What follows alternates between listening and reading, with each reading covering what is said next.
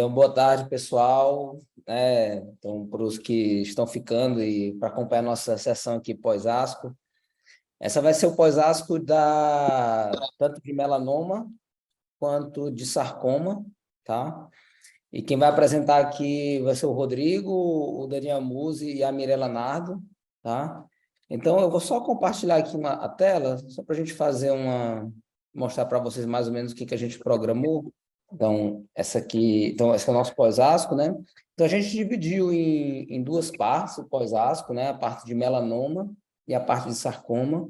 Eu vou com o Rodrigo, a gente vai trazer alguns estudos que foram apresentados, né? Assim, por questão do tempo, né? A gente teve que selecionar algumas coisas, mas teve algumas coisas bem interessantes, né? Então, melanoma a gente dividiu em melanoma adjuvante, né? Adjuvante, então a gente vai trazer 3 estudos. E melanoma metastático, eu vou trazer... E o que a gente tinha que discutir? O que a gente quer saber? Se o doutor Paulo estava... E a gente vai ter também um estudo de carcinoma escamoso, né? Que é da imunoterapia. Tá? Esse ano o que a gente viu mais foram muito mais atualizações de estudos que já tinham sido previamente apresentados, e muitos deles até publicados, né? E algumas um pouco mais sobre neoadjuvância em escamoso. E em sarcoma, a gente também dividiu em doença localizada e doença avançada, né? A gente vai ter, então, 2 abstracts para doença localizada e 3 para doença avançada. Eu acho que a gente pode discutir esses estudos e, em seguida, ter um tempinho para discussão, né? Então, acho que a gente podia começar, né, Rodrigo? Se quiser trazer, então, os estudos de adjuvância e neoadjuvância. Pronto, vou compartilhar aqui. Bom, boa tarde a todos. Beleza. Eu vou comentar rapidamente, nos 10 minutos que me coube, 3 abstracts sobre tratamento adjuvante e neoadjuvante em melanoma. O primeiro, atualização da fase 3 do Keynote 716. Esse foi um estudo de fase 3 que randomizou pacientes com estadio 2 de alto risco, com estadio 2B ou 2C, obviamente com biópsia de linfonodo sentinela negativo, e que foram randomizados para pembrolizumab, dose fixa 200 miligramas, ou placebo. Esse estudo teve 2 partes, sendo uma fase 1, a parte da randomização de tratamento, e depois uma fase 2, que foi a parte de crossover, para quem usou o placebo, usar o pembrolizumab na progressão, e para quem usou o pembrolizumab, ser reexposto depois da progressão, e essa fase 2 ainda não foi apresentada. Esse estudo já tinha sido apresentado, essa já é uma aprovação no Brasil, já é aprovado no Brasil o uso dessa indicação, e o estudo mostrou que esse ganho de sobrevida livre de recorrência, ele se mantém com hazard ratio de 0,62, e também trouxe um dado atualizado de sobrevida livre de metástases à distância, que é um surrogate que nos leva uma avaliação mais precoce de como é provavelmente essa sobrevida global, e também com hazard ratio de 0,59, um dado bastante significativo. Em 3 anos, um aumento de 10% de absoluto de pacientes livres de metástase à distância para essa população com estadio 2B e 2C, que geralmente tem o mesmo prognóstico que no estadio 3B, apesar do linfonodo negativo. E a gente vê aqui, é claro, um pouco de aumento de toxicidade, mas nada que nós não já conhecemos, e assina embaixo da indicação que já existe de pembrolizumab para o estadio 2 de alto risco, que é o 2B e 2C. Estudo, para mim, um desenho muito interessante, foi o Keynote 942, que testou a combinação do pembrolizumab com uma vacina baseada em RNA recombinante. Qual foi o racional desse estudo? A gente sabe que o pembrolizumab já é aprovado para o estadio 3 e o estadio 2 de alto risco, e a gente tem dados no estadio 3, por exemplo, no Keynote 054, que apesar do ganho significativo em relação ao placebo, quase 35% dos pacientes eles têm recidiva em 3,5 anos, mostrando que existe ainda papel para explorar melhora da terapia nesses pacientes. No congresso da ACR desse ano, em abril de 2023, foram apresentados os primeiros dados da combinação dessa vacina de RNA mensageiro com pembrolizumab, com um ganho de sobrevida livre de recorrência clínico com hazard ratio de 0,56. E agora, essa apresentação veio para mostrar os primeiros dados de sobrevida livre de metástase à distância. Qual é o racional? Essa vacina de RNA recombinante, ela é feita através do isolamento de uma porção do tumor ou de uma amostra sanguínea, e este tumor ele vai para um processamento de inteligência artificial, onde são resgatados os 34 principais neoantígenos imunogênicos deste tumor. E, através desses 34 neoantígenos, é produzida uma vacina baseada em RNA mensageiro que seria aplicada no paciente posteriormente. Então, uma terapia direcionada, uma terapia individualizada. Como foi feita essa randomização? Foram cerca de 150 pacientes com diagnóstico de melanoma ressecado, estadio 3B, 3C, 3D ou 4, sem evidência de doença, que após 13 semanas a ressecção e a primeira dose do pembrolizumab foi randomizado para uma combinação com essa vacina de RNA mensageiro direcionada, personalizada, associada ao pembrolizumab ou pembrolizumab isoladamente. O objetivo desse estudo foi avaliar a sobrevida livre de recorrência e como objetivos secundários, dentre eles, a sobrevida livre de metástase à distância, que foi o fruto dessa apresentação.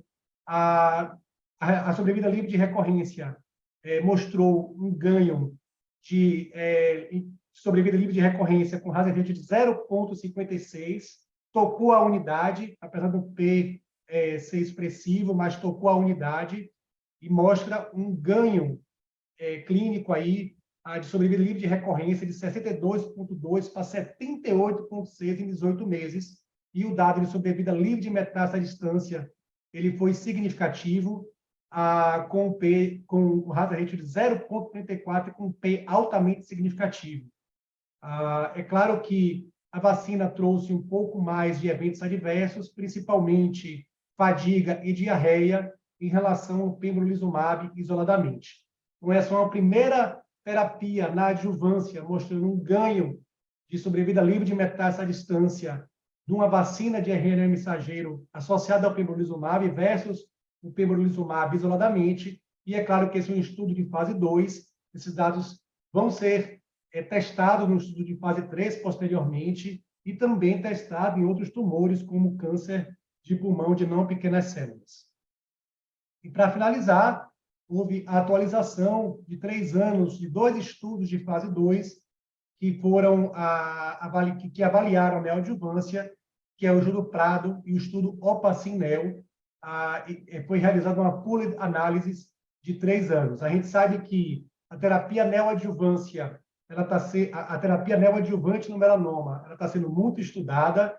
Existe um consórcio internacional que parametrizou os dados para o estudo da terapia neoadjuvante, e nós temos várias publicações mostrando uma taxa de resposta patológica que pode chegar a 75% quando se faz a combinação do ipilimumab com nivolumab, com uma taxa de resposta patológica completa que chega a mais de 40%.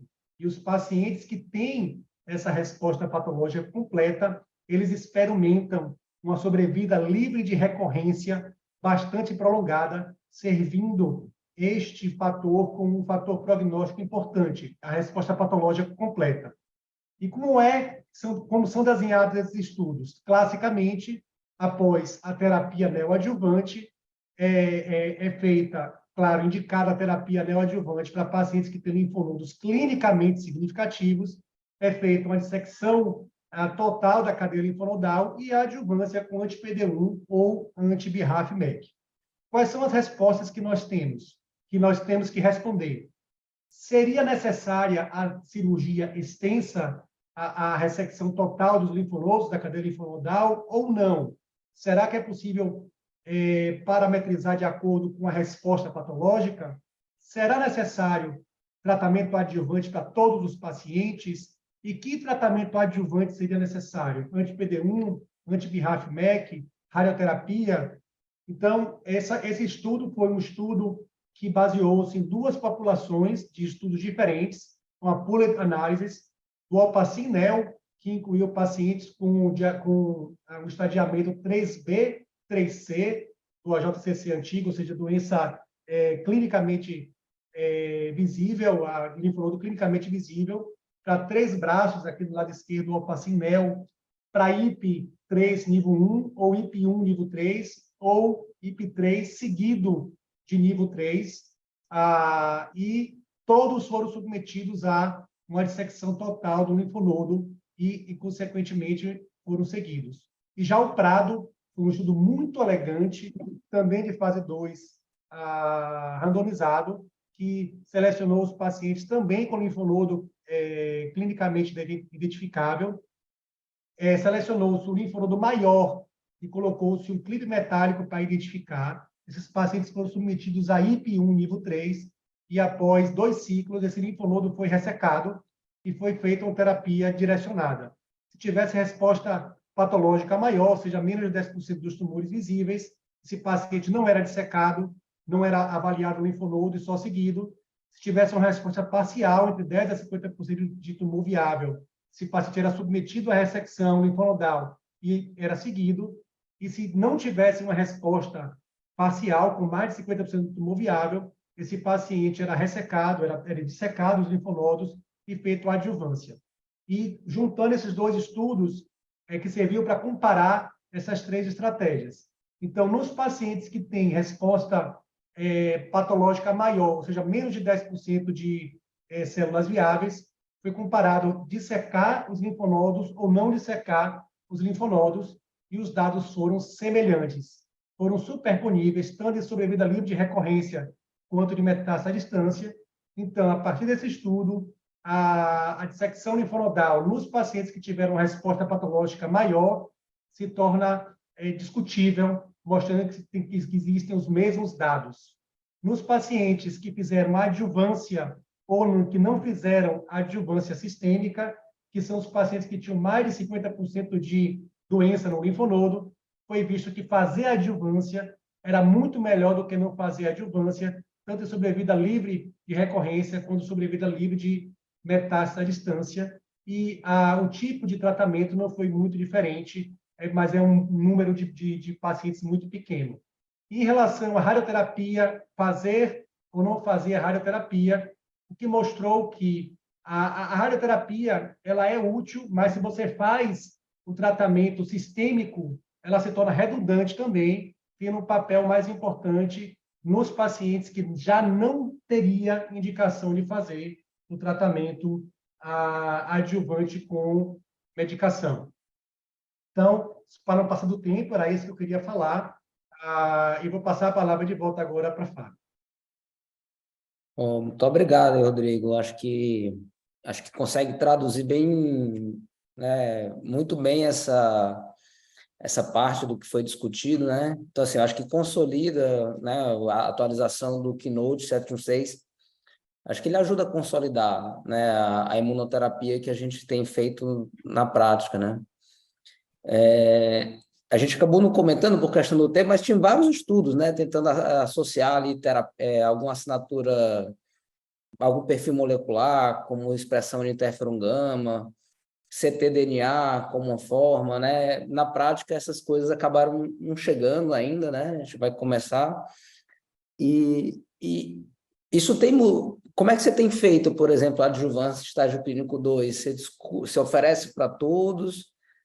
Na prática, esses dados que você mostrou aqui, ele muda alguma forma de você abordar na tua prática clínica, não? Não, só consolida, né? Na verdade, o estágio 2, que é um subtipo de risco alto, a gente vê que o estágio 2C, por exemplo, tem um risco maior de recidiva que o 3A.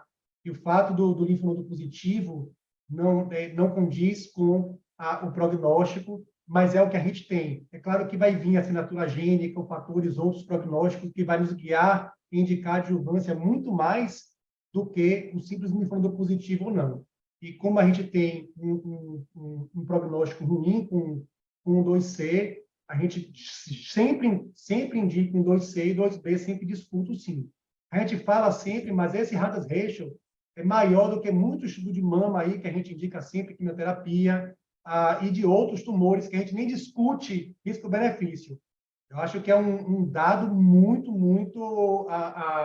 seguro para a gente indicar. E consolidou, né? Acho que é isso aí mesmo. Eu acho que na prática, enquanto a gente não tiver um teste molecular, uma forma de melhor estratificar, a gente acaba tendo que tratar uma população maior. E aí você mostrou os dados do Opacinil e do Prado, né, que eu achei super interessante essa análise que eles fizeram, né, especialmente essa questão do análise linfonodo index. Isso, para mim, por exemplo, seria uma mudança muito radical de como que a gente faz, né? Especialmente assim, da parte técnica mesmo, de como marcar esse linfonodo, como avaliar esse linfonodo, né? Como é que você vê o futuro dessas estratégias, né? Especialmente do livro? Acho que neoadjuvância está ficando cada vez mais fácil de a gente adotar, né? A gente não tem nenhum estudo maior randomizado, mas assim, os dados são muito animadores. Tem o estudo do SWOG, né? Que mostra que neoadjuvância talvez seja melhor do que a adjuvância.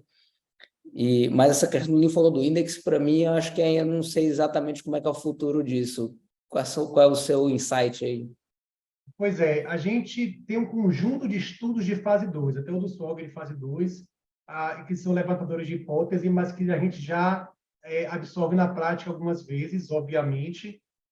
Eu já fiz, mas eu não consigo fazer linfonodo index devido a limitações do dia a dia. Aqui no Brasil é complexo, até porque eu ainda não me sentia seguro, e talvez eu não me sinta seguro ainda para uma doença clinicamente significativa não esvaziar.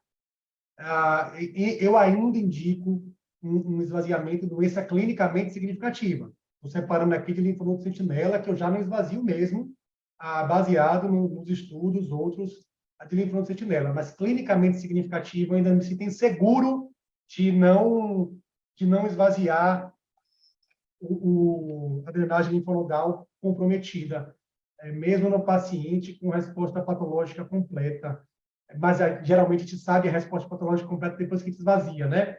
Então, é um dado importante para a gente ter prognóstico, inclusive.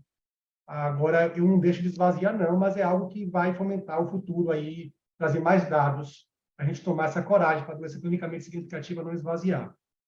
Eu não sei, Mirela, quer comentar alguma coisa que você vê aí nos Estados Unidos em relação a isso? Aqui, sobre adjuvância, eu diria que a partir de 2B a gente sempre oferece. E sobre esvaziamento, a gente ainda faz muito esvaziamento também. Para clinicamente detectável, a gente ainda esvazia também. Eu acho que ela está levantando a hipótese, mas ainda não é mudança de estratégia. Mudança de estratégia não é adjuvância. Sim. Clinicamente significativo, ainda mais book, eu sempre faço. Agora, definir aí se é hipnivo ou se é pembro, eu faço hipnivo. Agora, se é questão de esvaziamento, eu geralmente indico. Até os dados ficarem mais completos. Aqui é bem rotina fazer neo com hipnivo também. Neoadjuvância. E deixa eu perguntar uma coisa, aproveitar que a Mirella também está aí, o Rodrigo.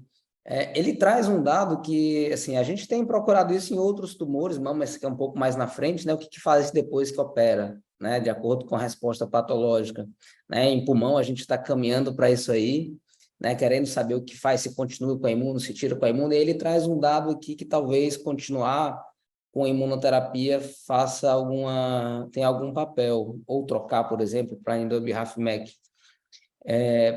Como é que você vê esse dado, assim? O dado de continuar com o tratamento foi no paciente que não teve uma resposta patológica major, que eles consideram, né? Quando tem resposta patológica major, ou seja, major quer dizer resposta completa, eu fico com o coração super tranquilo de só observar depois se eu tenho resposta patológica completa, mas ainda é algo discutível, obviamente, sempre coça a mão para completar um ano de adjuvância com anti-PD1. Aí eu gostaria de individualizar, Fabinho, eu não coloco uma resposta fixa aqui se é um paciente que teve toxicidade a ipinivo, etc., eu individualizo, mas eu abro aqui que provavelmente, se ele teve resposta completa, os dados dos estudos são bem claros nisso, o paciente que tem resposta completa, com 2 ciclos de ipinivo, a chance dele não recidivar é muitíssimo alta. Então, não expõe a toxicidade financeira nem toxicidade imunológica, né? Eu vejo aqui o pessoal completando na maior parte das vezes. É sempre discutido, aqui é tudo muito discutido, os pacientes têm um esclarecimento muito grande, né? Então, eles já vêm com o exame, o estudo impresso para discutir com você, mas acho que a tendência é fazer, por mais que a gente não saiba quanto que a gente está adicionando de benefício, né? A tendência é fazer mais 2 ciclos de ipinivo e continuar o nível depois, por 1 ano. Bem. Bom, a gente podia passar para o módulo da doença metastática, né? Até por interesse do tempo, quem depois ainda tem sarcoma. Alguma colocação, alguma pergunta a mais? De alguém que esteja na plateia, pode colocar pergunta pelo chat, que a gente vai fazer o esforço para responder. Então, eu vou passar então para a segunda parte. Ô, Rodrigo. Vamos seguir. Pronto, então eu vou passar. Vocês estão vendo aqui minha tela? Estamos. Pronto, então eu vou passar aqui para a segunda parte da doença metastática. Então a gente vai discutir aqui 2 abstracts de doença metastática. Um é a atualização do Relativity 047, é um estudo que a gente falou muito nos últimos anos, né, que é o primeiro estudo que avalia uma combinação de um anti-PD1 com um anti-LAG3, né, que é a combinação nivo e rela, né, numa aplicação única. Então, esse é um estudo que randomizava pacientes com doença metastática, né, não tratada, em nivo e rela ou nivo, né, o endpoint primário era PFS, secundário, sobrevida global e taxa de resposta. A gente já tinha os resultados preliminares antes, né, de 2021, 2022, e agora ele foi atualizado aí com 25,3 meses de follow-up, tá? Esse era um estudo positivo para a PFS, ele continua positivo nessa atualização, e aí a gente vê um RASA de 0,81, né? E aí a gente vê em 36 meses 31% livre de progressão no braço nivo e rela versus 27% para nivo, né? Ele é um estudo que mostrava ali uma tendência para ganho de sobrevida global, né? Então a gente vê as curvas separadas, ele com diferença absoluta em torno de 6%, mas que, do ponto de vista estatístico, ela ainda cruza a unidade, né? Então, talvez aí um pouco mais de follow-up a gente consiga ter um número maior de eventos e a gente consiga, eventualmente, demonstrar uma superioridade da combinação versus anti-PD1 sozinho, tá?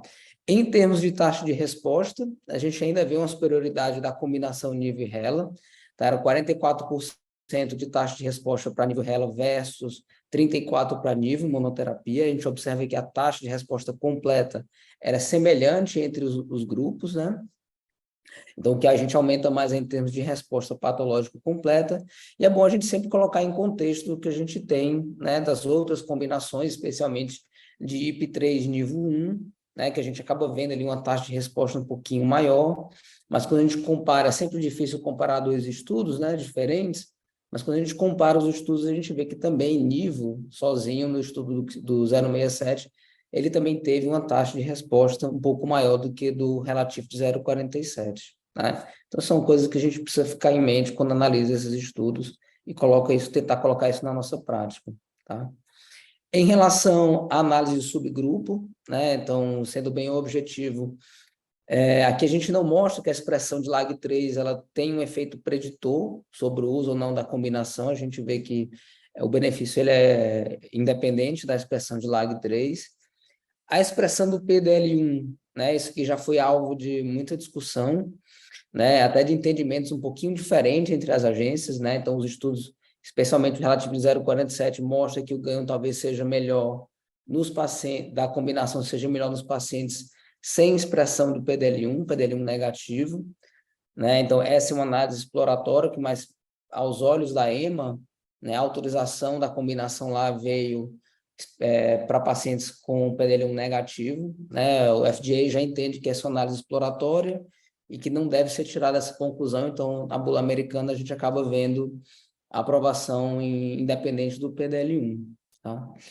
E um outro ponto importante é a questão da mutação do BRAF. Então, aqui o estudo mostra que a combinação ela vai melhor independente do status da mutação do BRAF, né, que é um pouquinho diferente do que a gente vê do 067, onde os pacientes com BRAF mutado, eles se beneficiavam mais da combinação do que do que os BRAF selvagem, né? Então, para quem usa essa informação na hora de decidir entre monoterapia, terapia combinada, né, talvez fosse um fator, né, que pudesse ser levado em consideração. Isso é um tema de muita discussão, que a gente pode fazer isso aqui um pouco mais para frente, tá?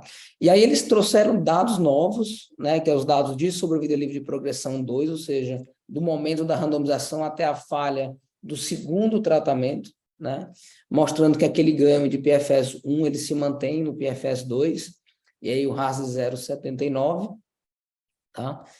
E aqui ele traz o que os pacientes usaram de tratamento subsequente, né? Então, uma boa parte desses pacientes foram tratados tanto com imunoterapia, né? Seja IP-Nivo, Nivo, IP ou Pembro, né? Então, 40% do grupo Nivo e Rela e 49% do grupo de Nivo. Também muitos desses pacientes foram tratados com a combinação de BRAF/MEK, tá? E quando a gente tenta somar esse percentual, a gente vê que dá mais do que 100%. Então, esses pacientes foram submetidos a mais de uma linha de tratamento, e aí é difícil a gente saber exatamente que ordem, que sequência foi feita, né? E aí ele tenta mostrar para a gente qual foi o resultado do tratamento subsequente, ou seja, né, se o tratamento inicial ele pode impactar, né? Essa é uma tabela que ele coloca que, né, o tipo do tratamento subsequente de acordo com o braço inicial, tá? Assim, eu, pelo menos, tive muita dificuldade em interpretar essa tabela, e aí eu chamo a atenção que muitos dos pacientes, então, isso é uma análise pós a saída da droga experimental, muitos desses pacientes, a gente não tinha uma avaliação adequada da taxa de resposta, né? Então, quando a gente vê, por exemplo, que as taxas de respostas com o BRAF/MEK, elas são um pouco inferiores do que a gente espera, né? Embora a sobrevida livre de progressão seja mais ou menos o que a gente espera ali de 15,4 meses, né? Mas o que chama atenção também é a baixa sobrevida livre de progressão naqueles pacientes que foram tratados com imunoterapia, né? 3,4 para IP, 2,9 para IP nível do braço do nível e 2,9 para o braço do nível, ou seja, é uma população difícil de tratar após a falha de primeira linha, então é uma necessidade não atendida. Em relação ao efeito adverso, né, que seria uma vantagem da combinação, então a gente vê uma taxa de efeito grau 3 e 4 da combinação em torno de 22%, uma taxa de descontinuidade em torno de 10%, né, menor do que o braço de nível monoterapia, e que se compara favoravelmente com as combinações de IP3 nível 1. Né? Então, quando a gente compara, a gente vê 59% de grau 3 e 4 para a combinação de IP nível, uma descontinuidade de 31%, tá? E do mesmo jeito que aconteceu também na análise de taxa de resposta, a gente vê que a grau 3 e 4 também foi um pouquinho maior no checkmate 0,67 do que no relativo de 0,44, tá? Mas o perfil de efeito adverso é aquele que a gente já conhecia antes, não teve muita mudança. Então, essas são as conclusões dos autores, né, mostrando a eficácia da combinação em PFS, numericamente superior em taxa de resposta, né, superior em termos de taxa em sobrevida global, né, uma toxicidade menor em relação, por exemplo, às combinações de IP e nível. Então, que a gente deve considerar essa combinação. E aí fica a pergunta que a gente, né, acho que talvez a gente possa discutir um pouco mais para frente, é para quem que fica a combinação de nível e rela, né? Então, a gente não tem dados tão robustos como o IP-nível, por exemplo, para aqueles pacientes com meta cerebral, doença extensamente volumosa, né? Para aqueles pacientes que são mais graves, DHL muito alto, doença visceral importante, e que normalmente a gente acaba reservando o IP3 nível 1 nessa situação. A gente tem nível para aqueles pacientes, né? Nível monoterapia, que provavelmente são aqueles que a gente imagina uma performance pior, né? Uma má tolerância, por exemplo, à combinação de imunoterapia, e aí onde é que a gente coloca aqui nível RELA, PDL1 é ou não é um fator que a gente deve considerar, status da mutação do BRAF é ou não é, e como é que a gente classifica essa questão do volume de doença. Bem, um outro estudo, né, o estudo também com o anti-LAG3, que é um estudo mais inicial de fase 1/2, é o semiplimab mais o finalizumab, que é um anti-LAG3. Então, aqui não é um estudo randomizado, mas um estudo de expansão de coortes. Eram 3 coortes. A coorte 1, que é a coorte inicial, que envolvia pacientes previamente tratados ou não, né? Então, 1 ou 2 linhas, mas que não tinham recebido anti-PDL1, né? Essa coorte depois ela foi expandida para pacientes de primeira linha, exclusivamente de primeira linha, que não tinham recebido anti-PDL1, portanto, e uma terceira coorte, aqueles pacientes que já tinham recebido alguma neoadjuvância ou adjuvância, é uma coorte pequena, então a gente vê que é 40 na primeira coorte, 40 na segunda e 18 na segunda coorte, mas que aqui é o grande diferencial dessa coorte, que os pacientes poderiam ter sido expostos a anti-PD1, seja na neoadjuvância ou adjuvância, desde que tenha sido há mais de 6 meses do uso da combinação. Né? O endpoint primário era a taxa de resposta, o secundário sobrevida livre de progressão, duração de resposta, segurança. Tá? Então, eu vou pular a parte da população especificamente, vou passar aqui direto para os resultados, né? E o que a gente vê, quando analisa cada uma dessas coortes, é uma taxa de resposta extremamente atraente, né? De 63% em cada uma delas, 56% no braço que já tinha sido previamente tratado na adjuvância ou na adjuvância, né? Uma duração de resposta que a gente não conseguiu alcançar a mediana, tá? Então, assim, são dados bem animadores quando a gente coloca em perspectiva, por exemplo, os dados aí do Checkmate 0,67, do Relativity 0,47, tá? Então, aquilo que eu falei, esse slide é da apresentação, então ele exemplifica exatamente isso, uma taxa de resposta realmente favorável, né? Se compara favoravelmente, obviamente é um estudo bem menor, né? Uma população mais heterogênea, então a gente tem que ter muito cuidado quando faz esse tipo de análise comparativa, tá? E aí o que chama atenção, pelo menos assim para mim, acho que talvez fosse uma coisa que, né, que merece um pouco mais de destaque mesmo, né, embora tenha sido um número limitado, aquela coorte 3, né, para pacientes que já tinham sido previamente tratados, né, em uma parte deles com anti-PD1, então eram apenas 13 pacientes, tá? Eles mostraram uma taxa de resposta de 62%, uma duração de resposta não alcançada e um PFS de 12 meses, né? Então, é realmente uma população que a gente vai se deparar cada vez mais, né? Como o Rodrigo falou, adjuvância e aí a neoadjuvância estão ficando cada vez mais comuns, então esses pacientes eles vão vir a recorrer, né? Aqui exatamente era com 6 meses, com período arbitrário, que os investigadores resolveram adotar, mas é algo que é uma necessidade não atendida de como fazer, e aqui a gente tem os primeiros dados aí da combinação de um anti-PD1 com um anti-LAG3, tá? Em termos de toxicidade, eu acho que aqui lembra muito a combinação, né, de nível e RELA, né? Quando a gente olha aqui uma taxa de efeito adverso relacionado ao tratamento da ordem de 22%, tá? Uma descontinuação da ordem de 16%, tá? Acho que é bem parecido, né? A distribuição dos eventos também é muito parecida com o que a gente está acostumado a ver, né? E aqui ele só chama atenção com um pouco mais de evento adrenal, né? Insuficiência adrenal no grupo, dos pacientes tratados com a combinação. Então, acho que é uma combinação que a gente provavelmente vai escutar um pouco mais para frente, né? Então, tem estudo de fase 3 em andamento, tanto na adjuvância quanto na neoadjuvância. E aí, mudando um pouco de histologia, que para o carcinoma espinocelular, a gente tem o estudo Matisse, tá? Então, é um estudo de neoadjuvância em tumores escamosos. Então, ano passado, a gente teve a apresentação do estudo de neoadjuvância com semiplimab. Então, aqui é um outro estudo de neoadjuvância. Então, para pacientes com doença localmente avançada, em que já era previsto, por exemplo, uma cirurgia mutiladora, uma cirurgia mais extensa, e eram randomizados para fazer nivolumab por 2 doses, ou a combinação de IP1 nível 3, seguido por uma segunda dose de nivolumab, e aí então a cirurgia e a radioterapia. Inicialmente, eles planejavam 20 pacientes em cada braço, mas 10 pacientes, eles retiraram o consentimento, porque depois do tratamento com imunoterapia, eles tiveram uma resposta muito boa e não queriam mais ser submetidos à cirurgia. Então, eles acabaram recrutando um número maior de pacientes, estão fazendo aí 26 no braço de imunoterapia e 24 no braço da terapia combinada, tá? E aí o que a gente vê nessa análise, né? O objetivo era a gente avaliar resposta patológica maior na peça, mas eles também incluíram aqui uma análise não planejada, obviamente, daqueles pacientes que se recusaram a fazer uma cirurgia, um tratamento, portanto, assim, conservador, preservando, né, estrutura, tratamento livre de cirurgia, tá?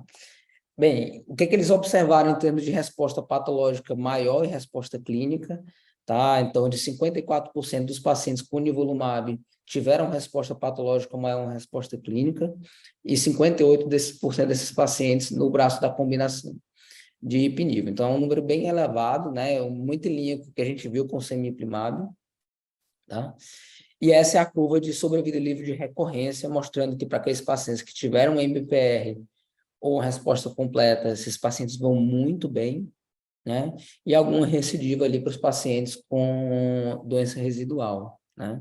O que ela também descreveu durante a apresentação de estudos que às vezes pode ter respostas discrepantes, né? Uma melhora do primário, mas doença muito mais presente em linfonodo, por exemplo, né? E que esse foi classificado na ocasião como resposta parcial pelo somatório das lesões, mas eram pacientes que tenderiam esse especificamente paciente teve uma chance maior de recidiva, tá? E aí ela explora essa questão dos pacientes que tiveram resposta completa, uma resposta importante com a imunoterapia e recusaram a cirurgia, né? Uma análise muito limitada, eram só 10 pacientes, mas que talvez isso conseguisse melhorar em termos de qualidade de vida, o que era mais ou menos esperado. Então, o que falta é a gente seguir um pouco melhor esses pacientes, né, para ver se realmente é uma estratégia promissora. Bem, eu acho que era isso que eu estaria trazendo doença metastática. Então,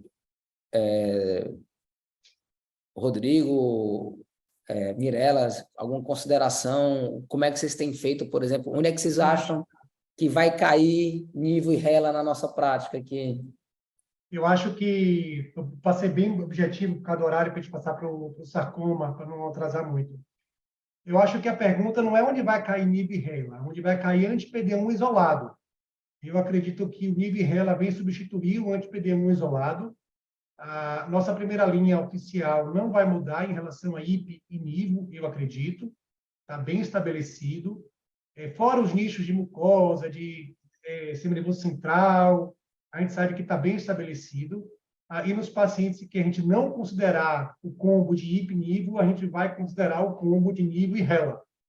Guardando o anti-PD1 isolado, talvez para aqueles pacientes muito frágeis ou que tenha a condição autoimune, que a gente tenha receio de usar alguma imunoterapia.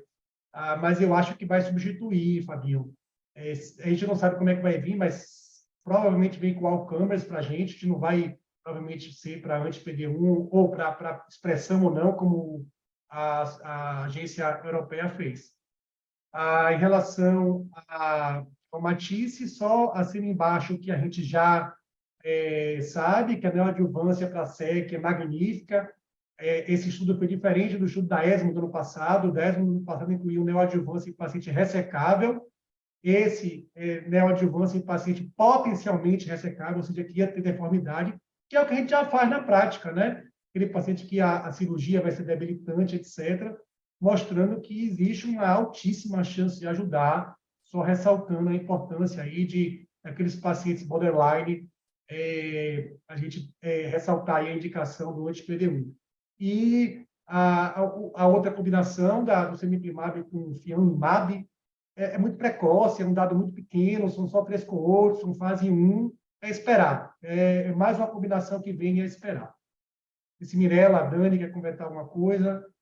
Eu vou fazer o papel de advogado do diabo. Eu concordo com o que você falou, mas acho só para a gente pensar, assim, uma coisa que me chama a atenção é que os eventos grau 3 e 4 foram muito similares aos checkmate. Então, 22%, né, de grau 3 e 4 da combinação. Eu ainda tenderia a achar que ou a gente faz... Falando em relação a IP-NIVO, muito similar. Na verdade, o IP-NIVO dose cheia chegou a 58% de grau 3 e grau 4. É verdade. É o dobro, né? Por dose cheia é muito mais.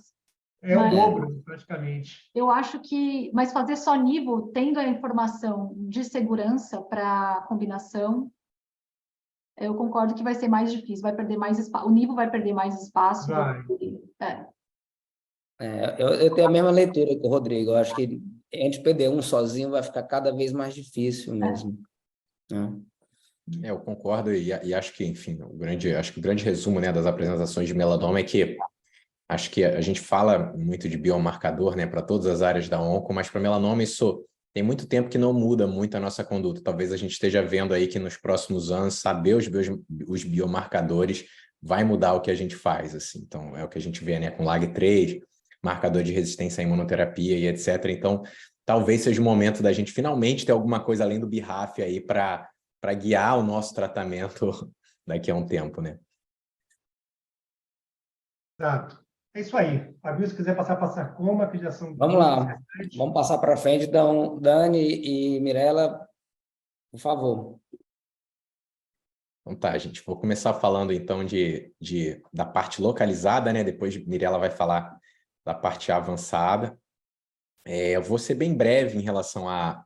Eu vou falar basicamente de 2 estudos, porque basicamente a gente no pós-ASCO a gente diferencia entre quais estudos que realmente vão ter alguma utilidade para a gente e alguns estudos que nos ajudam a pensar, né? Então eu separei basicamente 2 estudos que eu acho que podem ser um dado interessante para nos ajudar na prática clínica. Primeiro é um estudo sobre a segurança e a atividade de quimio rádio concomitante. Esse é um assunto não encerrado, né, em neoadjuvância de sarcoma. E o segundo é um pôster, né, que é um pôster super interessante, foi para a discussão de pôster, na sessão de pôster também foi o que mais me chamou a atenção, que é essa do impacto da gravidez em mulheres com tumor desmoide, né, fibromatose desmoide. Vocês conseguem me ouvir bem, gente? Sim. Sim? Muito Tá bem, ótimo. Dani. Pode seguir, está muito bom. Então, as 2 perguntas que a gente vai se fazer são essas, né? Se há benefício de radioterapia concomitante a químio neoadjuvante e se é seguro paciente com tumor desmoide em gravidade. Lembrando que o Elton está assistindo essa apresentação sobre segurança de radioterapia aí para a gente ver toda vez que a gente apresenta dados de radioterapia em congresso, é sempre motivo de muita atenção, né? Mas acho que o resultado final vai ser positivo, como eu vou falar. Então, esse basicamente é um estudo fase 3, né? Feito pelo Grupo Internacional de Sarcoma. Sarcoma tem evoluído realmente para conseguir recrutar um número grande de pacientes através das colaborações internacionais para juntar esses pacientes. O grupo europeu realmente tem sido brilhante nisso. E, basicamente, ele incluiu o paciente com indicação de neoadjuvância, né? Pacientes que a gente discutiria. Então, são sarcoma de partes moles, membros ou tronco superficial, grau 3 profundos ou maiores que 5 centímetros, né? Esses pacientes não poderiam ter recebido radioterapia prévia. Então, inicialmente, esses pacientes foram randomizados entre fazer uma quimioterapia guiada por histologia ou EPI por conta de ser um estudo majoritariamente europeu, e podiam ter ou não recebido radioterapia. Lembrando que numa primeira parte de análise desse estudo, o tratamento guiado por histologia realmente não parece fazer diferença para sarcoma, EPI-IFO foi superior, e agora é a análise dos braços de ter ou não irradiado. Como é uma apresentação, os detalhes sobre, né, o campo e outros detalhes sobre radioterapia, né, ainda vão ser melhor vistos na publicação, mas dessa radioterapia pré-op, os pacientes receberam de 44 a 50 Gray, basicamente com essa fração, né, de 2 Gray por dia. Depois o Elton pode comentar. Tá? E aí, após a cirurgia, voltando, os pacientes poderiam ou não ter recebido radioterapia pós-operatória, tá? Quanto à população, basicamente é só para pontuar que a maioria dos pacientes eram homens com tumores de membros inferiores, eram a maioria, e a média de tumor foi de mais ou menos 10 centímetros, tá? Para ambos os lados.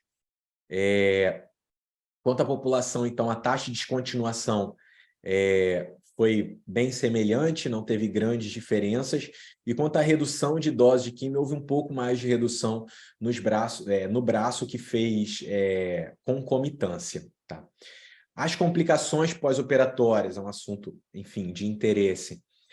Houve um pouco mais de decência de ferida no braço que fez concomitância, 9 versus 3%, uma estadia, uma permanência de dreno, né, um pouco maior por permanência de por seroma pós-operatório no grupo que fez concomitância também de 10 versus 2%, de quimio-rádio versus quimio isolada recebendo radioterapia posterior. Tá?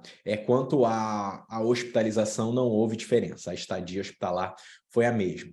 E qual que é o ponto? Estudos anteriores de quimio-radioterapia mostraram talvez algum índice maior, né? Depois o Elton pode comentar, né? E Rodrigo, Fábio e Mirella, houve índice maior, índice menor de margem positiva, mas essa tradução da margem positiva para a sobrevida é que ainda não é uma coisa clara para a gente, nesse caso de radioterapia. Então, quando a gente compara, houve resposta parcial, foi 20% no braço de quimio e rádio versus 9%, doença estável 69 versus 83%, e taxa de progressão eles consideraram como bem semelhante, tá? 10 versus 6%. Mais interessante, quando a gente olha por histologia, né? A gente olha a histologia de lipossarcoma mixoide, né? De células redondas, realmente houve mais resposta parcial de 25% versus 3%, e de sarcoma pleomórfico indiferenciado também, apesar de não ter, no caso sarcoma pleomórfico, atingido um P significativo, mas pode levantar, né? Eram poucos pacientes, né? Mas isso pode levantar realmente, eram 34 e 33 em cada braço, mas pode levantar aí para a gente se isso realmente seria uma questão que poderia vir à discussão em caso dessas duas histologias. Enfim, quanto à descontinuação, basicamente toxicidade foi semelhante, então não houve mais descontinuação por toxicidade no braço da rádio, ao contrário do que muitas vezes se pode pensar. E quanto à redução de quimio, houve mais redução no braço que fez quimio e radioterapia. Enfim, o que eu disse sobre toxicidade foi bem semelhante nos dois braços. Então, basicamente, esse era o dado sobre a segurança e eficácia de quimio e radioterapia. Um outro dado importante, eu vou retomar as conclusões no final, um outro pôster que eu achei excelente, que foi esse de segurança em gravidez de tumor desmoide. Lembrando que, né, o tumor desmoide ele tem uma influência hormonal, um dos tratamentos que se faz é tamoxifena, por exemplo, por isso essa pergunta que muitas vezes se faz, se esse pico estrogênico na gravidez não poderia piorar, aumentar o índice de recidivas e de aumento do tumor desmoide. Então, nesse estudo que engravidaram, foram avaliados vários pacientes que engravidaram no final, ficaram 131 pacientes, tá? Lembrando que elas se dividiam meio a meio entre pacientes em vigilância ativa, ou seja, pacientes que não estavam fazendo nenhum tratamento sistêmico, ou pacientes operadas e que continuaram o segmento depois. Então, como objetivo primário era progressão em até 1 ano depois do parto, ou recorrência local nas pacientes que não tinham doença, né, que foram operadas e estavam em segmento, em até 1 ano depois do parto também. Secundários, sair da vigilância ativa e a própria segurança da gravidez. Quando a gente olha, então, basicamente a gente tinha 22% de pacientes com tumor desmoide intraabdominal, que são pacientes que recebem mais atenção nesse subgrupo, e quando a gente olha uma porcentagem de gestações, você tinha que 24%, né, isso foi ressaltado pelos autores, 24% das pacientes já estavam na segunda gestação, 10% só receberam algum estímulo hormonal antes para engravidar. Então, enfim, isso também é uma outra coisa que é uma outra questão prática do nosso dia a dia. Lembrando que a maioria das pacientes estavam em vigilância ativa. Quanto à progressão durante a gestação, basicamente, quanto à progressão no RECIST, você atingiu 17%, tá? Lembrando que eu não trouxe isso, mas um outro dado interessante, um outro pôster legal, foi de ver a variação do sinal em T2 como um dos sinais de resposta a tumor desmoide. Então, o RECIST não é o melhor método, exatamente, para verificar essa progressão, mas foi um método adotado e válido para esse estudo. Então, você chegou a atingir 17% de taxa de progressão. E quanto à mudança de vigilância ativa para tratamento ativo, houve 11% de pacientes que saíram de vigilância ativa. Quando a gente olha quanto a esses fatores, né, de pacientes que progrediram, basicamente a idade foi um fator relevante, os outros não atingiram significância estatística, como o local, o tipo de gravidez, o número de gravidez prévia e estimulação hormonal, sabendo que foi uma porcentagem baixa de pacientes que receberam estimulação hormonal antes de engravidar, mas a idade fez diferença. Mais uma vez ressaltando porcentagem de progressão ao RECIST, que não é talvez o método mais acurado, a progressão de desmoide, mas você teve 6% de pacientes com redução espontânea. Então, 12%, 11% a 12% com progressão e 6% com regressão durante a gravidez, que é uma coisa que a gente usualmente vê também quando a gente deixa os pacientes em vigilância ativa, né? Quanto ao desfecho obstétrico, não houve diferença, tá? Enfim, quanto a isso, então foi uma outra coisa que os autores ressaltaram. Quanto à taxa de abortos, também lembrando que, né, foi um estudo basicamente europeu, a legalização do aborto varia entre os países da Europa também, mas usualmente não foi por saída, por perda, né, de endpoint no estudo, né? Não, basicamente a maior parte dos estudos não foi por saída, né, por progressão de doença. Houve abortos espontâneos também e abortos induzidos. Em resumo, então, em pacientes com gravidez depois do diagnóstico, quando a gente passa a olhar essas pacientes, a probabilidade estimada foi de 5% de progressão, né, durante a gravidez. Depois da gravidez foi de 9%, e regressão espontânea a gente teve 6% das pacientes com regressão espontânea. Na verdade, a grande conclusão, então, talvez, eu acho que esse estudo muda a prática clínica, talvez, eu acho que ajuda a gente talvez a ter dados mais objetivos quando a gente vai conversar com os nossos pacientes jovens que querem engravidar. Lembrando que existe um risco, né? Eu acho que isso é importante também do estudo, existe um risco de progressão durante a gravidez e, principalmente, não entraram pacientes em tratamento sistêmico. Eu acho que, então, essa é a grande conclusão, mas dá um dado para a gente poder discutir com esses pacientes. Obrigado. Bom, muito bom, Daniel. Bem interessante esse dado aí do desmoide. Eu acho que para a prática clínica ajuda muito. Normalmente são pacientes mais jovens, né, que acabam que, né, trazem para a gente essa demanda, quanto é seguro, quanto não é, de engravidar. Eu acho que, até por questão do tempo, a gente podia já pedir para a Mirella trazer a parte da doença metastática. Vamos ouvir só o Elton um minuto, o que ele achou do estudo, porque a gente falou sim. tanto do Elton, ele ficar quietinho. Enquanto o Mirella está fazendo a Isso. projeção. Não, eu gostei. Eu acho que ele corrobora com alguns dados que a gente tem em relação à segurança da radioquímica concomitante. Ainda não se sabe ao certo qual é o melhor esquema, se a gente faz a radioterapia e com que dose e os ciclos de quimioterapia, porque deu para ver que ele usou também o modelo do RTOG 0630, que fazia aquela radioterapia split course com 44 grays, e aí ele fazia um intervalo, a rádio no meio e a quimio, né? Então não era tão bem concomitante. Então depois eu precisaria ver a publicação só para ver como é que foi esse esquema. E a pena é que a comparação dos dados entre os braços fica difícil, porque um envolve a rádio pré-operatória e o outro envolve a rádio pós-operatória. Então, muitas dessas diferenças a gente já tem da rádio pré-op versus pós-op, como, por exemplo, taxa de resposta, taxa de complicação de ferida, entre outras complicações, sabe?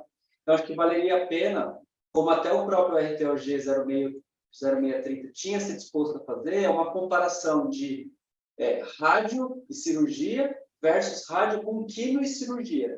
E aí ver também, talvez de uma forma concomitante ou sequencial, que é o que ele iria avaliar, né?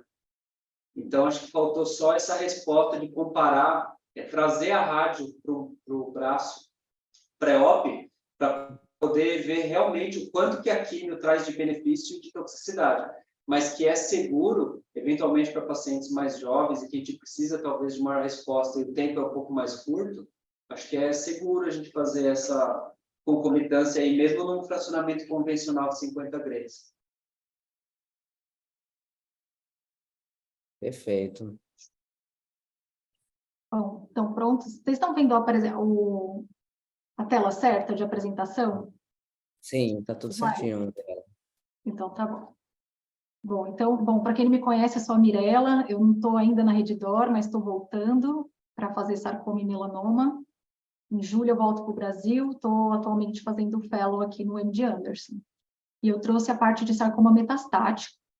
Eu escolhi 3 estudos que não necessariamente vão mudar a prática, mas dentro do que a gente tem de dados possíveis para sarcoma, tem 2 estudos de fase 2, então, às vezes é a melhor evidência que a gente tem mesmo, né? Então, o primeiro deles é esse estudo fase 2, que avaliou pacientes que têm angiosarcoma metastático avançado e foram submetidos a cabozantinib e nivolumab. Importante que esse é um estudo maior, na verdade, porque ele tem 3 coortes, que ele separa pacientes previamente que receberam taxano ou não, e aqui eles estão apresentando a coorte 3, que é aquela com pacientes que já haviam recebido taxano previamente. E o objetivo primário foi a taxa de resposta por RECIST 1.1, o objetivo secundário foi PFS, OS, toxicidade e qualidade de vida.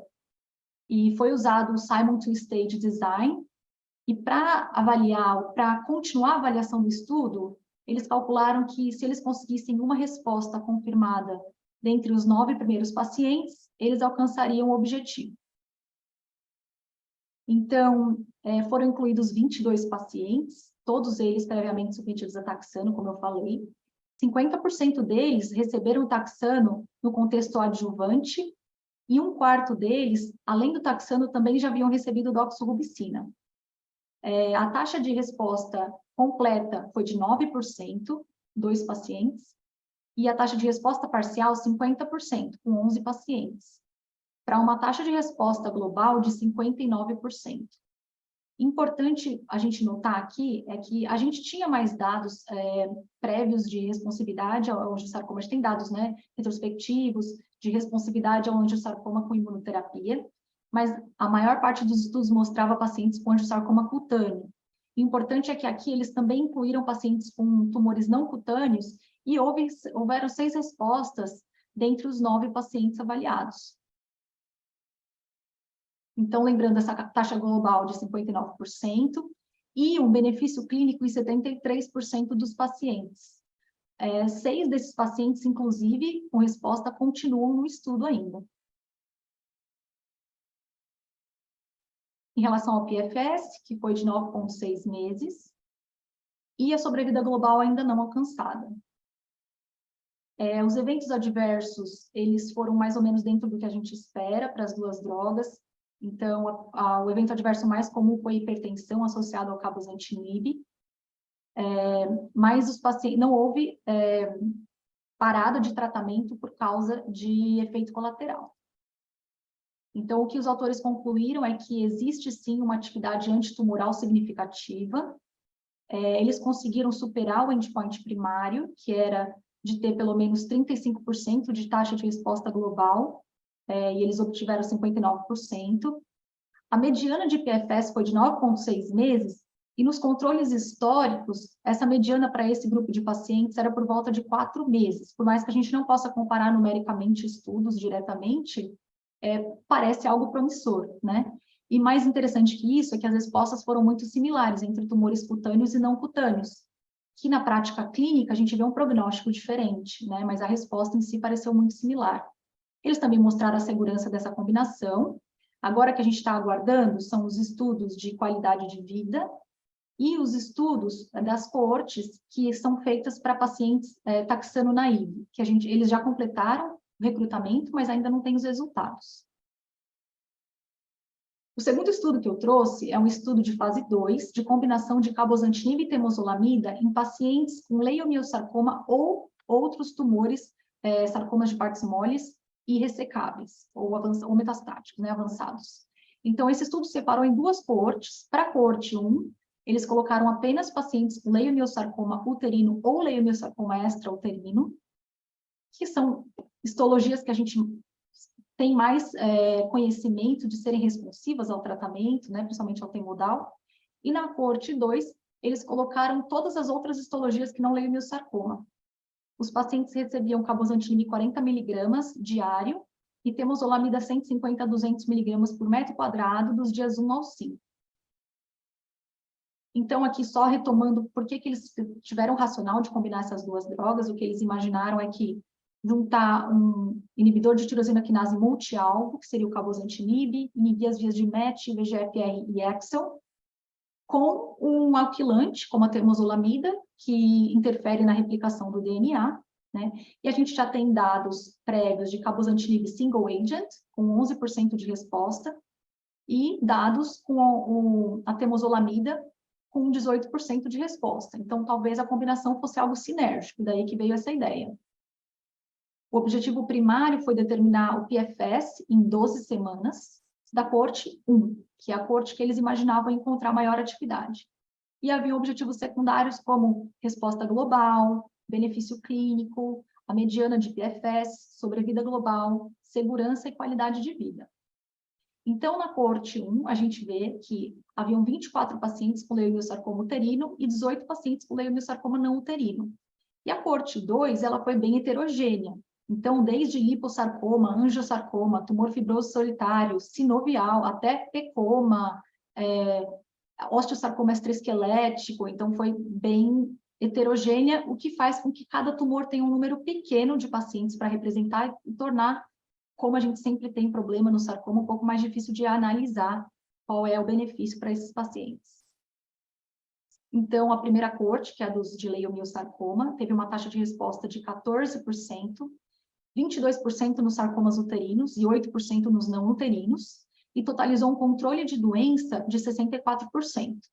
E a segunda coorte, para aqueles que não eram leiomiosarcoma, a taxa de resposta foi de 7% e o controle de doença de 43%. Olhando a sobrevida, a PFS, sobrevida livre de progressão, à esquerda da coorte 1, que foi de 6,3% a mediana, e à direita da coorte 2, que foi de 4% de mediana. Agora, um dado importante, porque era justamente o endpoint primário deles, foi o PFS em 12 semanas, que foi de 74%. A sobrevida global ainda não foi alcançada para a coorte 1, e para a coorte de não leiomiosarcomas, ela foi de 8,8 meses. Olhando para os waterplot, a gente pode ver os leiomiosarcomas uterinos em amarelo e os não uterinos em azul, para ter uma ideia da resposta. E à direita, a coorte 2, que, como eu falei, é bem heterogênea. Agora, uma coisa que eu achei curiosa para a gente olhar com atenção nessa coorte 2, a gente viu pouquíssimas respostas, né? E as duas respostas que a gente viu, mais o terceiro paciente, que foi considerado uma progressão por causa de uma lesão não alvo, mas que teve resposta nas lesões alvo, são todas correspondentes a pacientes com angiosarcoma, que são tumores já mais sabidamente responsivos ao cabozantinib. Então, talvez a gente esteja também aquela história de sempre, é difícil a gente analisar o benefício para todos esses subgrupos de tumores. Os eventos adversos estão bem dentro do esperado para as duas drogas. Então, a gente teve grau 3 e 4, neutropenia e plaquetopenia, além de grau 3, hipertensão e diarreia. O que a gente encontrou, então, nessa combinação foi um PFS em 12 semanas de 74%, o que foi superior ao endpoint primário previsto para 39%. Os números em estudos prévios mostraram 7% de resposta em leiomiosarcoma com dacarbazina em 2 estudos fase 3 e 11% de resposta com cabozantinib. Então, nesse estudo, a gente teve, talvez a gente tenha benefício com a combinação, apesar da gente ainda não poder tirar conclusões em um estudo pequeno de fase 2, né? Mas, bom, 28 pacientes da coorte 1 continuam em tratamento, sem progressão, 26 deles com mais de 4 meses. 14 pacientes da coorte 2 tiveram PFS além de 3 meses, e dentre eles, 13 além de 4 meses. Eles consideraram o tratamento factível, as toxicidades foram iguais às reportadas previamente. Então, a ideia de que esse pode ser um tratamento promissor. Atualmente, 12 pacientes ainda estão em tratamento dentre eles. Eu não acho que esse estudo ele muda a prática, talvez para muito poucas exceções, mas é um estudo que traz resultados promissores. E o terceiro estudo, que é um estudo que já havia sido apresentado, mas essa é uma análise de 1 ano após a primeira análise, é o Trial Intrigue. Ele foi um estudo feito em pacientes com GIST que já haviam progredido a imatinib. Esses pacientes, eram 122 pacientes, 122 sítios de recrutamento. Esses pacientes eles foram estratificados para o status mutacional e para a intolerância ao imatinib, ou seja, se eles progrediram ou tiveram intolerância, por isso estavam mudando de linha. E eles foram randomizados para receber ripretinib 150 mg continuamente, ou sunitinib 50 mg 4 semanas on, 2 semanas off. O endpoint primário era de PFS, e os endpoints secundários eram de resposta global e overall survival. Então, o PFS, ele não foi estatisticamente superior entre os dois grupos, tanto à esquerda, para todos os pacientes, quanto à direita, olhando exclusivamente para os pacientes com mutação no exon 11. Então, os números foram de 7,7 meses versus 6,5 meses de ripretinib para sunitinib para todos os pacientes. Isso não foi estatisticamente significativo. Para a sobrevida global também não houve diferença estatisticamente significativa, havia alguma diferença numérica, então, considerando todos os pacientes, houve, para ripretinib, a sobrevida global foi de 35,5 meses e para sunitinib de 30,9 meses, e o mesmo também não houve diferença estatisticamente significativa quando olhando só para os pacientes de exon 11. Mas o que eu achei interessante é que eles conseguiram avaliar a sobrevida contando também com os tratamentos após a progressão ao estudo. E a maior parte dos pacientes que recebeu ripretinib no estudo acabou recebendo sunitinib seguido de regorafenib, e a maior parte dos pacientes que recebeu sunitinib no estudo acabou recebendo depois o regorafenib seguido de ripretinib. E o que é interessante é que a sobrevida global desses pacientes foi muito similar. Então, mostrando que talvez, com a exceção da primeira linha com imatinib, talvez as linhas subsequentes, mais importante do que a gente considerar qual deveria ser feita, a primeira ordem, talvez seja a gente simplesmente expor o paciente a todas as opções. Aqui eu achei muito interessante, por isso que eu trouxe a análise de DNA circulante que foi feita, e nessa análise eles olharam para todos os pacientes que tinham mutação de exon 11 e progrediram com uma mutação secundária. Então, à esquerda, os pacientes que progrediram com uma mutação no exon 17 e 18, que é correspondente ao activation loop, e à direita, os pacientes que progrediram com mutações nos exons 13 e 14, que corresponde ao ATP binding pocket. E o que é super interessante, algo que a gente imaginava, mas que foi muito bem demonstrado aqui, é que o ripretinib, ele mostrou um PFS de 14 meses naqueles pacientes que tinham ativação do loop, e um PFS de 4 meses naqueles pacientes cuja mutação secundária foi para o ATP binding pocket. E o contrário, o sunitinib, ele mostrou um PFS de 15% naqueles pacientes que tinham ATP binding pocket mutado, ao contrário, com 1,5 meses daqueles pacientes com a ativação do loop mutada. E isso traz, mais ou menos consistente com o que a gente imaginava, né? O ripretinib e o avapritinib, eles atuam preferencialmente no activation loop, apesar de eles terem sido desenvolvidos para terem um espectro mais amplo, mas acaba que a maior inibição é para as mutações do activation loop. E o sunitinib é sabidamente uma droga que, depois da progressão do imatinib, é uma droga cuja a sensibilidade para exon 13 e 14 é bem conhecida. Então, o que, para mim, a conclusão principal, além da ideia de que a gente possa ou deva submeter esses pacientes a todas as linhas, se possível, talvez mais do que a ordem delas, e eu não estou falando do imatinib nessa mistura, né? Mas acho que talvez mais importante seja a gente considerar cada vez mais rebiópsia ou biópsia líquida nesses pacientes, principalmente na progressão após imatinib, na pesquisa de mutações secundárias. É isso, eu quero agradecer a vocês e abrir para perguntas e discussões. Oh, muito obrigado, Mirela. Desculpa não ter te apresentado antes, né? Imagina! Eu não sei se todo mundo conhecia, eu resolvi me apresentar. Então, eu abro aqui a discussão, né? Daniel, Guedes, se tiver algum comentário para fazer, alguma pergunta da plateia. Deixa eu perguntar uma coisa, Mirela. Assim, eu acho que imunoterapia ganhou muita indicação nos últimos anos, né? Mas sarcoma até então é uma histologia que está ainda um pouco de fora aí das indicações da imunoterapia, né? E aí a gente tem, como você falou, várias histologias, né, que são raras, é difícil a gente fazer um estudo dedicado para uma histologia única, e a gente vê esse estudo de cabozantinib com o nivo, né, com resultado bem interessante. Como é que vocês veem o desenvolvimento, por exemplo, desse tipo de indicação? Como é que a gente caminha, por exemplo, nas aprovações para essas combinações, desses subtipos muito raros, assim? Não, nossa, sua pergunta é excelente, que é uma coisa que eu discuto muito aqui e tento traduzir para a nossa realidade no Brasil.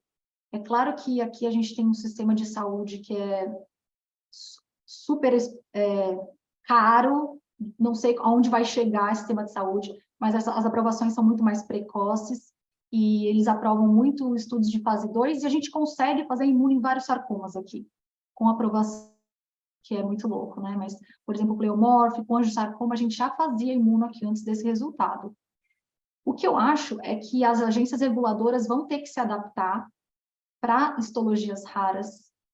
A gente vai ter que adaptar os desenhos de estudo para conseguir um bom racional biológico e um desenho de estudo rigoroso, mostrar em estudos mais precoces o benefício, e as agências reguladoras talvez abrirem mesmo aprovações precoces para essas histologias.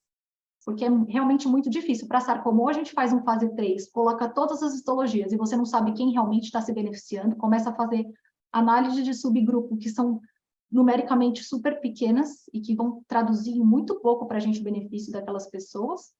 Ou a gente tem estudos de fase 2, por exemplo, com histologias mais homogêneos, né? Com histologia específica. Existe uma ferramenta da ESMO que eu achei super interessante, que eles tentam calcular qual vai ser o benefício em sobrevida global a partir do PFS e da taxa de resposta em estudos mais precoces.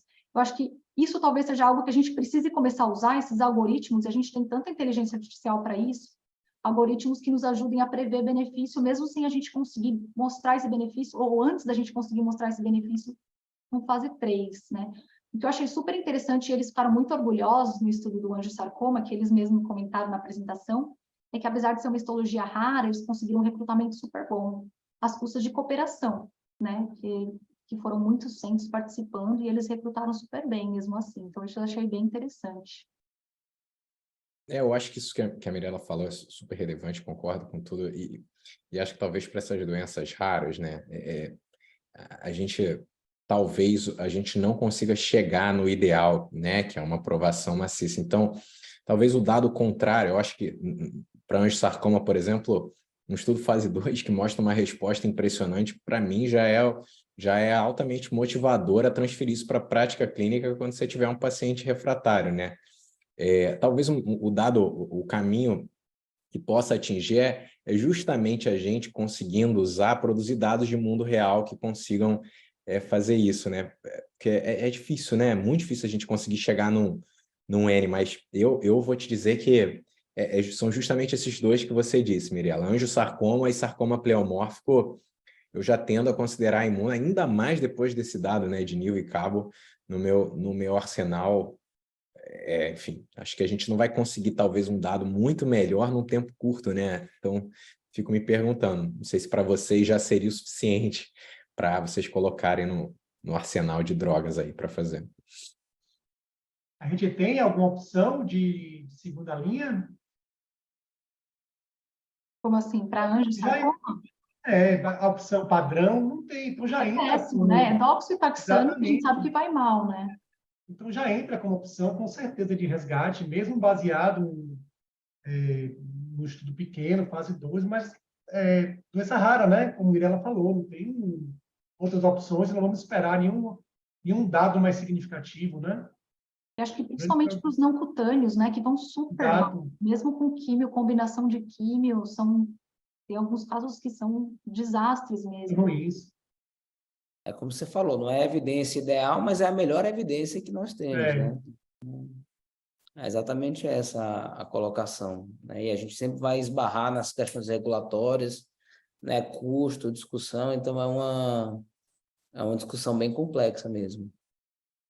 Uma coisa curiosa é que tinha um pôster de Pembro e Lenvatinib para sarcoma. Eu fiquei atento a isso, porque bem ou mal como teve aquela aprovação para tudo, né, de Pembro e Lenvatinib, mas a taxa de resposta foi bem menor, né, para sarcoma de partes moles, né, não era só para angiosarcoma, mas eu, enfim, fiquei atento a isso. Se entraria no nosso arsenal terapêutico também, mas não me encheu os olhos, não. Acho que foi 15%, se eu não estou enganado.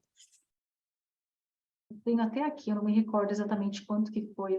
Eu fiquei louca, né? Eu olhei todos os pôsteres. É diferente do melanoma, você não tem um fase 3 maravilhoso, então todo fase 1B e 2 eu achava que eu tinha que reportar, porque para a gente já é uma esperança, né? Então é difícil até você escolher quais são, mas acho que esses foram os que mais trouxeram, principalmente o primeiro e o último, que acho que vale a pena sim você adaptar na sua prática clínica, né? Bom, perfeito, gente. Pois olha, se ninguém tiver mais nenhuma questão, nenhum comentário, eu queria agradecer a participação de todos vocês, né? De quem começou a assistir a gente, quem continua até agora. Ah, obrigado, Mirela, obrigado, Daniel, muito obrigado também, Rodrigo. Ô, E aqui meu Fabi, agradecimento. eu Ah, queria... sim, eu já ia me esquecendo, doutora Isabela. É, Muito obrigado por me lembrar. Nós temos um é, aviso. eu queria dar um aviso para vocês, porque, assim, notícia boa a gente tem que compartilhar, né? Então, todo mundo pediu para a gente aproveitar o ASCO e compartilhar com vocês. Deixa eu abrir aqui. Vocês estão vendo a minha tela? Peraí. Sim, Ela está branca.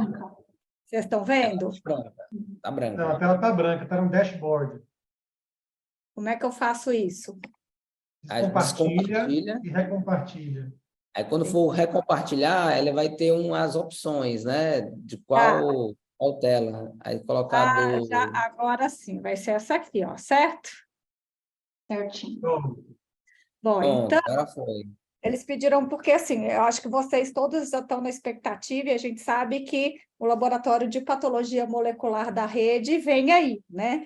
Então, só para mostrar, né? Todo o pessoal pediu para a gente mostrar, então a rede fez, né? Foi um investimento de 30 milhões nesse laboratório de patologia molecular, né? Então, é um laboratório que também vai dar suporte à pesquisa, então nós vamos começar a fazer os exames de pesquisa clínica também, né? Já tem várias acordos com farmas, da gente começar a rodar os próprios biomarcadores dentro do laboratório. Então, é um laboratório central para a rede inteira, né? Então, isso vai ser legal, porque assim, a gente vê nos dados da ASCO, né, e falando de cooperação, né, a gente tem uma capacidade do país inteiro, né, da gente cooperar entre todas as regionais.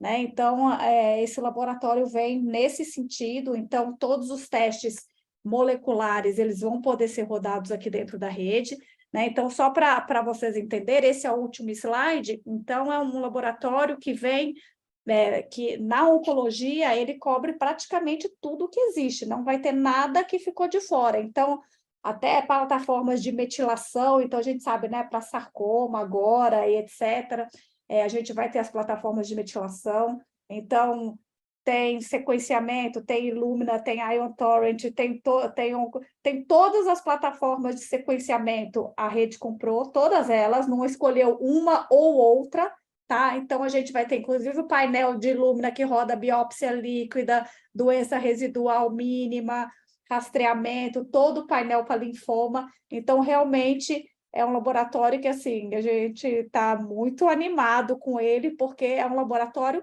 top, tá? Ele veio para ser de molecular mais moderno na América Latina mesmo. Então, acho que segundo semestre a gente já tirou os brinquedinhos da caixa, né? A gente brinca, já está tudo instalado, agora estamos na parte de validação, botar o equipamento para funcionar, mas segundo semestre a gente já consegue rodar os primeiros testes, mas a gente vai avisar a hora que já puder pedir, e vai estar tudo integrado dentro da rede, da mesma maneira que pede um AP via TASI. Então, é para facilitar ao máximo a vida de vocês e ficar tudo num banco único, que nem o Anátomo. Então, vai ser muito legal que a gente tem isso, e daqui para frente nós vamos poder fazer os nossos próprios trabalhos para mandar para a ASCO e etc. Tá bom? Então, era só para dar notícia boa para vocês. Isa, deixa eu aproveitar e perguntar, você que ainda faz sarcoma, né? Como que Sim, vai ser o painel de fusões? A gente vai ter um painel amplo de fusões? Isso, a gente vai ter um painel de fusão, né? Então, a Mariana entrou aqui, que é a nossa coordenadora do laboratório, mas a gente vai ter as plataformas de fusão, vai funcionar muito igual às plataformas da Foundation, né? Que a gente tem tanto algumas que a gente detecta por DNA, mas também o painel de RNA, mas o que a gente está muito animado, que não sei se vocês conhecem, também os perfis de metilação, né? Não sei se vocês já viram isso, por exemplo, para neuro hoje, né? É o principal painel de metilação validado, e o segundo é para sarcoma, né? Que você coloca lá e ele vai agrupar para onde vai o seu tumor naqueles subtipos histológicos, mesmo não sendo fusão, né? Mesmo aqueles subtipos histológicos, por exemplo, leiomia, o mixofibro. Então, a gente vai ter as duas opções. Tá? Então, isso vai melhorar o diagnóstico para a gente muito também. Né? Você Muito quer legal. acrescentar alguma coisa, Mari? Não, acho que é isso, a gente está muito feliz, né, de trazer essas possibilidades todas, e o difusão a gente vai poder fazer, né, um painel, tem alguns painéis comerciais desenhados, que no começo a gente vai priorizar até pela agilidade, e painéis desenhados baseados em RNA, para a gente ter uma sensibilidade elevada, com os genes focados principalmente nos sarcomas, né, e algumas, né, lesões uterinas, que a gente sabe também que tem já direcionamento para fusões específicas. Então, acho que vai ser um portfólio bem completo. A gente, claro que está no momento de, né, juntar as amostras, aí alguns vêm, assim, a gente pedindo as amostras porque a gente precisa validar esses exames, e é muito bom que a gente tenha começado o projeto do Foundation, porque a gente tem um grande já banco de dados, né, então a gente vai poder também fazer uma validação seguindo os preceitos de validações, né, com amostras de outros centros que tenham referências já de testes aprovados, para que a gente tenha a segurança que nossos testes são, né, bem padronizados. E uma vantagem, já vamos pensando em projetos de pesquisa também, né? Porque a gente tem chance de descobrir novas coisas, né? Eu já estou com a pilinha aqui de tumor raro, que eu só vou deixar. Aquele seu miofibroblastoma, não tem nenhum sequenciamento descrito dele. Eles vão ficando aqui na manga, e aí a hora que a gente tiver o painel, dá para a gente ir também escrevendo algumas coisas, né? Semana que vem a gente vai trazer esse caso, spoiler. Tá, eu vou estar de férias, mas o Marcos Catania já vai apresentar, já dei essa missão para ele, tá bom? Ótimo. Eu ainda não consigo participar, acho que eu começo em agosto, porque eu tenho ambulatório de sarcoma, inclusive, na terça, mas... Não, mas estamos na expectativa da sua volta. Vou voltar. Aguardando você ansiosamente. Exatamente. Estamos quase lá. Então, tá bom, gente. Então, era Beleza, isso. gente. Ok, pessoal. Até. Muito bom. Parabéns pelas apresentações. Tchau, tchau. Tchau, tchau. Muito bom. Parabéns, doutora Isabela e Mariana, pelo parque de diversão. É. Obrigado, pessoal. Tchau, tchau. Tchau, pessoal.